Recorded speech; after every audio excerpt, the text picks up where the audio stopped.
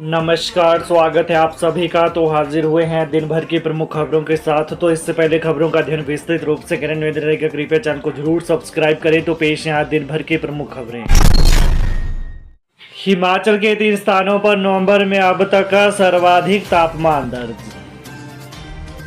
मौसम में आए बदलाव से सर्दियों में भी हिमाचल प्रदेश में तापमान के रिकॉर्ड टूट रहे हैं।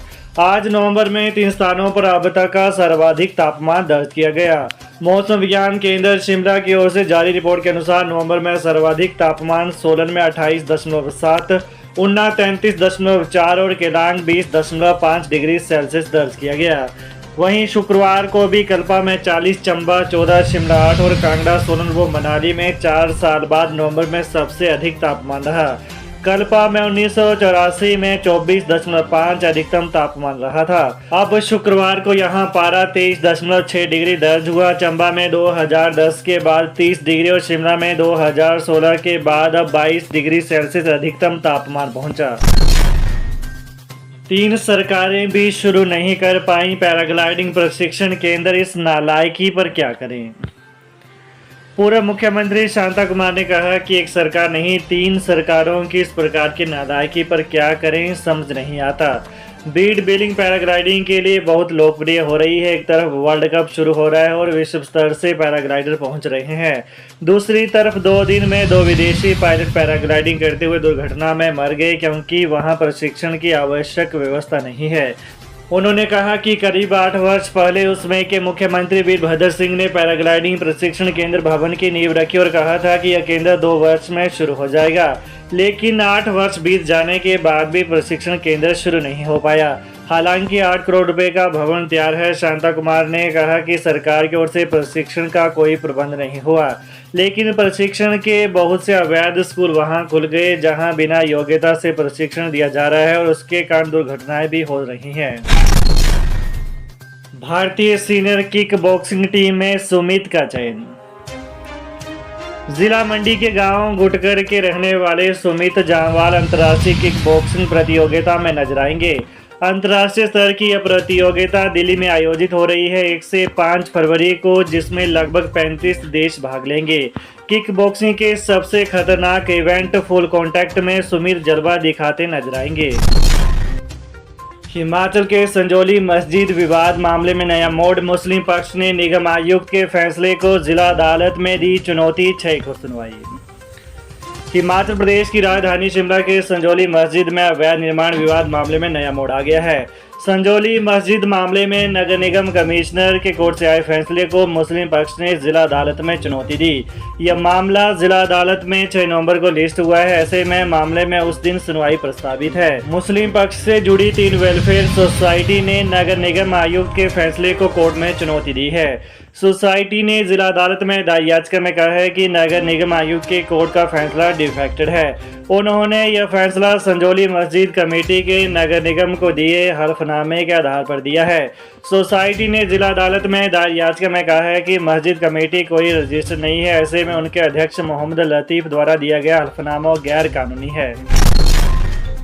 ड्यूटी पर तैनात बिलासपुर के सीआरपीएफ जवान का हार्ट अटैक से निधन, क्षेत्र में शोक की लहर।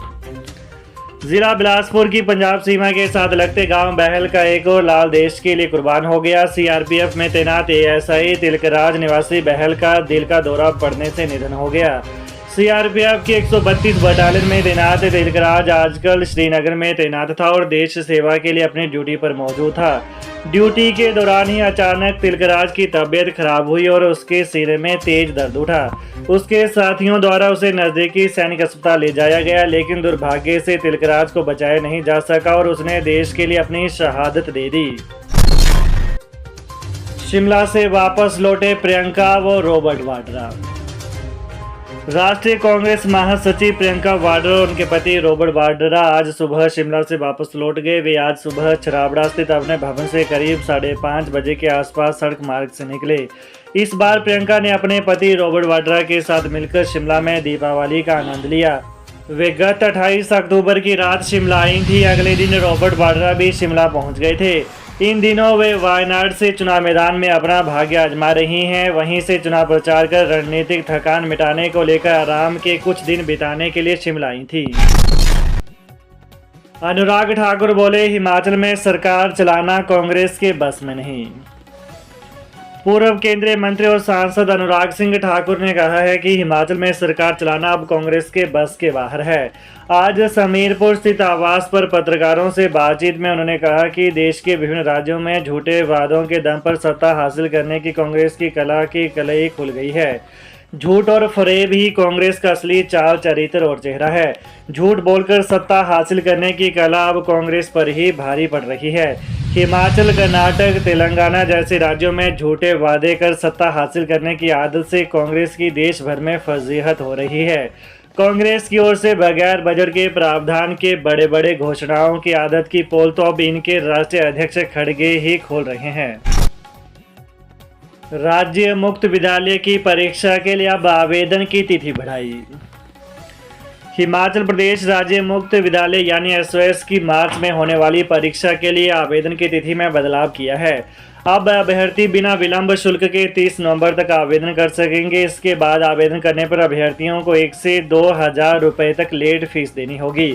शिक्षा बोर्ड ने यह आवेदन 8वीं, 10वीं और 12वीं कक्षा के लिए मांगे हैं। हिमाचल प्रदेश स्कूल शिक्षा बोर्ड ने एसओएस की मार्च 2025 में होने वाली परीक्षाओं के आवेदनों को लेकर आंशिक संशोधन किया है। जयराम ठाकुर बोले, हिमाचल में गारंटी का मॉडल हुआ फेल, कर्मचारियों को तनख्वाह नहीं मिल रही। हिमाचल प्रदेश विधानसभा में नेता प्रतिपक्ष जयराम ठाकुर ने कहा कि प्रधानमंत्री ने जो बात कही है वो बिल्कुल सत्य है। हकीकत है कि कांग्रेस को सत्ता हासिल करने के लिए झूठ बोलने और झूठी गारंटी देने की आदत पड़ चुकी है। समाचार एजेंसी ANI से बातचीत में जयराम ने कहा कि पूरे देश के सामने आज हिमाचल चर्चा का विषय क्यों बना है, क्योंकि हिमाचल प्रदेश में जो गारंटी का मॉडल है वो फेल हो चुका है। यह हकीकत है कि हिमाचल प्रदेश में कर्मचारियों को तनख्वाह नहीं मिल पा रही है और पेंशन नहीं मिल पा रही है। गारंटी वाला कांग्रेस का यह मॉडल पूरे देश में फेल हो चुका है। कर्नाटक में भी जिस वजह से आपसी लड़ाई है वो वहां के विकास में बाधा बनी है। कांग्रेस प्रदर्शन नहीं कर पा रही है, सभी विकास के कार्य रुके पड़े हैं। सरकार की घोषणा के बाद भी दिवाली पर HRTC पेंशनरों को नहीं मिली पेंशन। सरकार ने घोषणा की थी कि इस दिवाली पर कर्मचारियों व पेंशनरों को 28 अक्टूबर को वेतन व पेंशन दी जाएगी, लेकिन घोषणाओं के बावजूद भी HRTC पेंशनरों को न तो 28 अक्टूबर को पेंशन मिली है और न ही दिवाली के बाद अभी तक पेंशन जारी हुई है, जिससे निगम के 7,500 पेंशनरों में रोष व्याप्त है।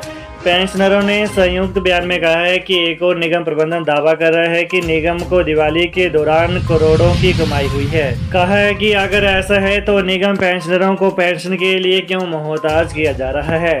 पथ परिवहन पेंशनर कल्याण संगठन हिमाचल प्रदेश के राज्य प्रधान राजेंद्र ठाकुर, प्रदेश अध्यक्ष KC चौहान व प्रदेश महासचिव सुरेंद्र गौतम ने कहा कि दिवाली खत्म हो गई है और भाई दूज का त्यौहार भी आ गया है, लेकिन अभी तक पेंशन खातों में नहीं डाली गई है। उन्होंने कहा कि समाचार पत्रों से जानकारी मिली कि निगम को दिवाली के मौके पर करोड़ों की कमाई हुई है। तो ये रहा आज दिन भर की प्रमुख खबरों का सिलसिला। तो हिमाचल की ताज़ा खबरों को जानने के लिए कृपया चैनल को अभी सब्सक्राइब करें। धन्यवाद।